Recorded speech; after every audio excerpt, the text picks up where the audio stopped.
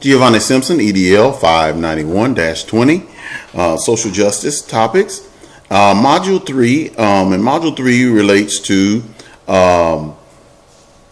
the intersections of religion and sexual orientation. What I want to do is I want to start with the last module and some of the points that I got out of that. I interviewed Mr. Frankie Roberts, the director of LINK, Leading into New Communities. And my group being felons who are reentering society, are they a marginalized group or not? And are they in that need of civil rights? And now I want to relate that to this module's groups, the religious and the sexual orientation.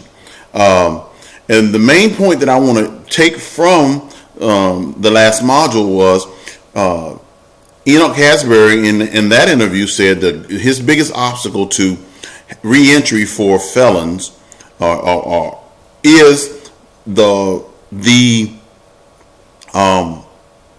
attitude of the public to forgive. They are unwilling, by and large, to forgive, and their ideas about forgiveness impact the rights and the marginalization of felons reentry. Reason why I bring that up is in this module I interviewed Mr. Roberts. He as well alluded to the fact that his population, which he houses and he does programs for and he tries to help felons reenter, he also alluded to the public perception of those felons.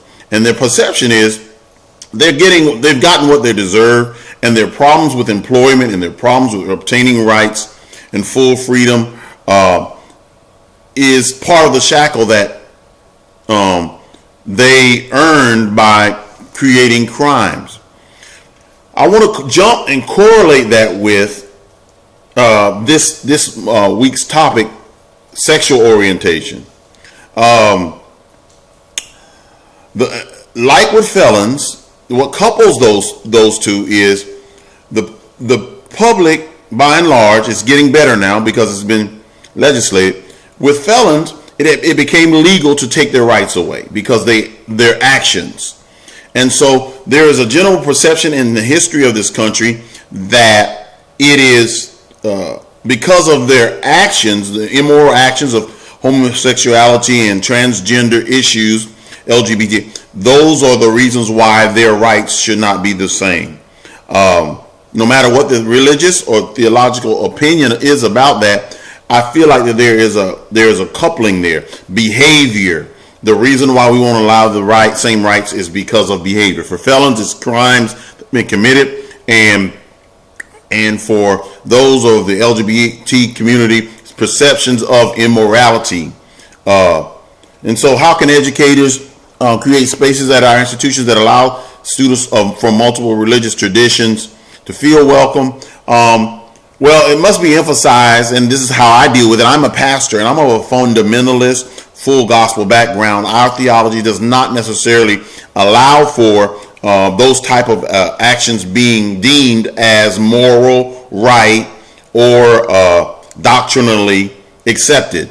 But as an employee of a state organization, a state institution, I have grasped this concept of creating judgment-free zones. The state institution, the state of North Carolina, the country has decided that not only for race, not only for gender, but for now recently sexual orientation, to include them in the judgment-free zone, where the college should be a place where personal issues, theologies, doctrines should not be propagated. We should be able to have forums and discussions on those, but this is what the state says now, that they want to create a judgment-free zone.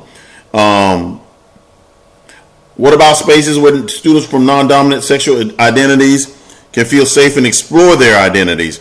And it is in that environment that all students who are in the developmental phase should be, according to the state, afforded the right to explore their identities without that judgment, without that condemnation. Now, how can groups of perspectives that are markedly contrast in society not just coexist, but both be celebrated in those spaces? And that is a very, very difficult issue, because the foundations of the difference are religious, are historical in base, and the challenge is getting individuals and denominations for the religious side to accept that what they feel is wrong is right.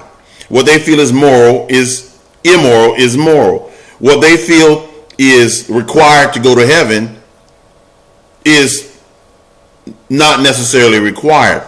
And so people have staked their very existence on, and their very eternal life on, what it takes to achieve these things.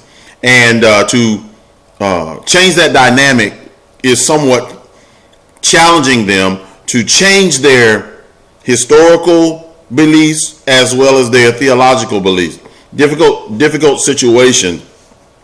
Now, as far as making religious people feel at home in those environments, is difficult. I am a philosophy and religion major. Most of my professors were atheists, but I felt at home. I felt free to express my ideas. They were challenged. They were rebuked in the open forum from an atheistic point of view, but they respected my research. They respected my work ethic. They respected my intellect and my ability to articulate more than just, I just believe God exists, because I was taught.